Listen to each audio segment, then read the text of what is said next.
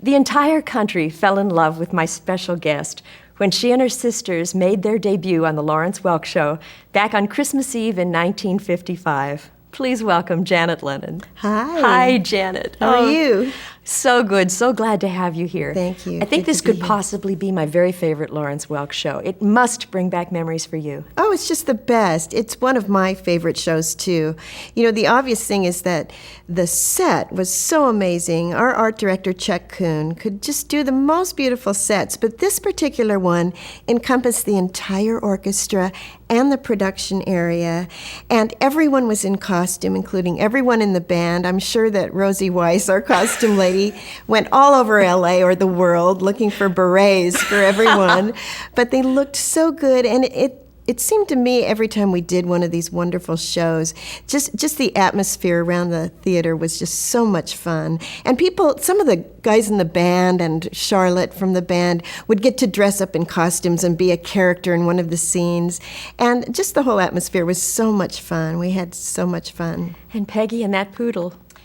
Well, Peg loved singing that song to the poodle, but as I recall in rehearsals, the poodle wasn't potty trained, if you will, and had an accident on Peggy's clothing, and she wasn't all that happy about that. A memorable experience.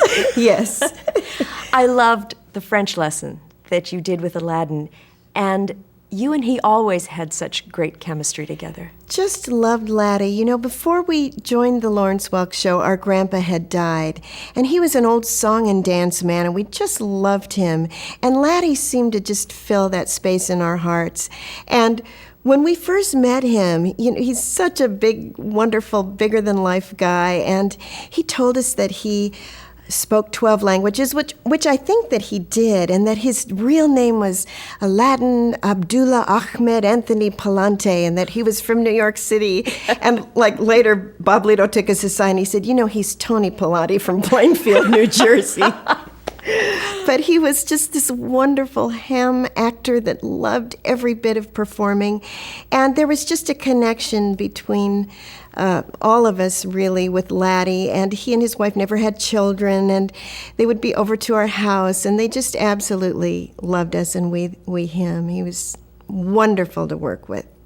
You also got to dance a lot on the show through the years. Did you ever want to be a dancer or study dance? I always loved dancing. I studied dancing for about several weeks when I was about 6 years old, and we were little and we weren't performing yet, so we couldn't afford the dance lessons anymore, but I always loved dancing. My mother was actually a dance teacher when she was 16. That's what she did her summers to make money. So she taught us little things around the house, and I always loved dancing. And then when Cubby O'Brien and Jack Immel and Bobby Burgess and a guy named Bo Wagner and Art Duncan, of course, on our show, they all tap dance. They would give me lessons all the time, so I really got lessons from the best, and I still would love to be in the back chorus on Broadway somewhere. You could. Believe me, you could. Thanks. I remember when I came on the show and we started traveling, I would hear stories about how the Lennon sisters were afraid to fly. What was that about? Well, we weren't in the beginning. It was sort of an adventure when we would go on the road with the band. We'd get in a plane, and it was great, and, you know, people did look like ants, and, I mean, it was really fun, but we flew so much, we were on the road so much that we were, you know, it was obvious we were going to have some bad plane rides. And some of those chartered planes that we had, you know, back in the 1950s were pretty rickety. And I can remember one time landing somewhere and the airplane window just kind of fell into my lap, and we were very lucky to be on the ground at the time. But so it sort of, I don't know, we just sort of don't really like flying. We do it because you have to. I think, a special story about a big storm where you were late for a concert. Oh, we flew into Dallas one day. We were getting there just in the evening, just before our concert at the big arena there. It was the whole Lawrence Welk Orchestra and show. And there was a tornado hit the Dallas airport. And the crew from the flight tower had evacuated. And so our pilot had no connection with anyone, and it was so black he didn't know if we were right side up or what side up we were, because it was so dark outside and so bumpy. He said he prayed and he pulled up, and luckily we went up, and we ended up going to Little Rock. and getting on a plane several hours later, coming back, and there were thousands of people in their arena waiting for us. Still and I think we waiting. didn't start our show till 9:30 or 10 that night, but they all stayed, and we did it in our street clothes because our costumes hadn't been ironed or anything. So that was really something. We had some good experiences with Quite those a testament people. to the Lawrence Welk audience as well. Yes, that was great. We had fun. That was really fun. Now, you told me that you and Kathy used to take your dolls along on the trip so We that you'd have a did. little bit of home with you. Kathy and I had some favorite dolls that our mom and our grandmother had made for us when I was 3 and Kathy was 6. They were little rag dolls about this big, and mine was blonde and Kathy's was brunette, with embroidered faces and yarn hair, and we just loved these dolls so much. They meant so much to our childhood, and we had a little trunk that we each had a little trunk that we kept our doll in, and we took them on every road trip with us.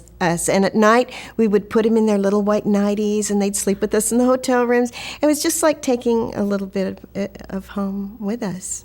Well- So in later years, she and I had always dreamed of doing something together when we grew up, and we just decided that those dolls meant so much to us growing up, and appealed so much to our nurturing side that we wanted to try to reproduce them for children, for little girls right now. We felt like maybe there was a little hole in the toy industry right now for a nurturing doll, a doll where it doesn't talk and it doesn't wear makeup and it doesn't wear flashy clothes. It's just something that a child can love. And so we decided to reproduce those little dolls. And we have. Kathy and I, growing up, called each other best pals. And so we've called our whole product line Best Pals, and we reproduce these darling dolls exactly right down to the vintage fabric. And as we go on and it gets more and more popular, we have recorded CDs of our favorite childhood songs and have a new line of multicultural dolls coming out.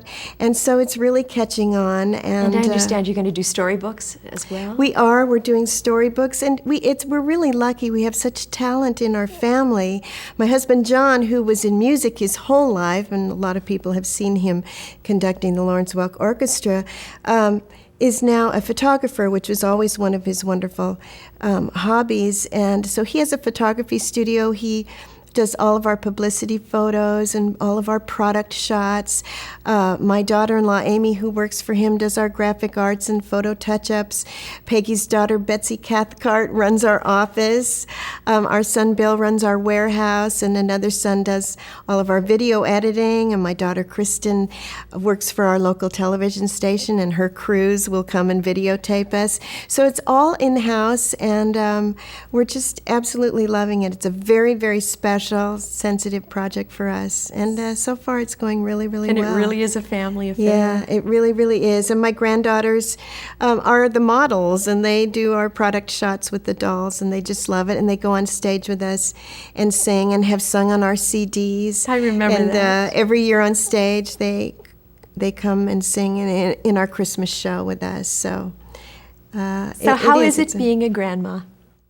Well, I absolutely love it, and as we speak, we're expecting number 7. So we just love it. And when we moved to Branson, I never expected our 5 children to move back here because they were LA kids, and slowly each of them and their families moved here.